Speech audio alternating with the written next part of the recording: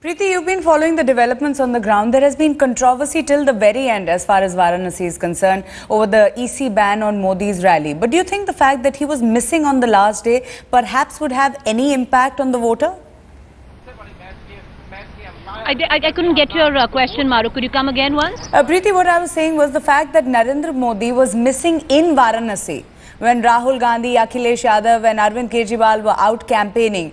Do you think that would have any impact on the Varanasi voter? You know, Maruk, what happened was when Narendra Modi went on to hold that alleged roadshow of his, the BJP of course said that it wasn't a roadshow, but we all know what it was on the streets of Banaras. After that, it enthused the cadre of the BJP so much, because even when we saw on the final day of campaigning, day before yesterday, when we saw the Samajwadi Party take out its roadshow, we saw multiple roadshows by the Aam Aadmi Party, we saw Rahul Gandhi come in. Parallel, we saw people from the BJP, the foot soldiers, the cadres, going ahead and campaigning relentlessly. If you remember, Rajnath Singh was also there in Varanasi. He held a press conference, maybe trying to distract, the eyeballs from the Rahul Gandhi roadshow, from the Aam Aadmi Party roadshow, and of course, Samajwadi Party symbolic roadshow, because many people think that at this point of time, Kailash Chaurasia is out of the fight. But let me give you perspective of where I am at this point of time. We are at one of the key polling booths in Varanasi. Now, this is where Ajay Rai casts his ballot. We're expecting him in the next 15 to 20 minutes. I spoke to him. His house is right across this polling booth.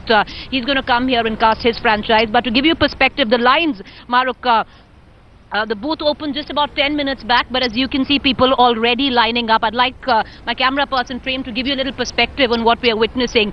Lines already there, people lining up to cast their vote. And what's interesting is, because it gets really hot here, Maruk. Yesterday, the temperature soared to about 48 degrees Celsius. We are hoping that it's not that hot. And most people that I spoke to here want to come right before, the temperature soar to cast their vote. And also, when we've been talking to people, there is a perception that the voting percentage will rise. And what I'm seeing right behind me, and I have covered, Maruk, at least the last 5 phases, and I have seen it's never been like this. Even before the booth opened, there were massive queues already, at least in this particular polling station. So maybe, possibly, the voting percentage in Varanasi will rise. And could that be an indication of something? Of course, we'll only know on the 16th of this month. It seems Varanasi is voting for prestige. They realize that this is the biggest battle, so every voter is going to make sure that his or her vote counts. Ankit Tyagi and Preeti are going to follow all the developments on the ground.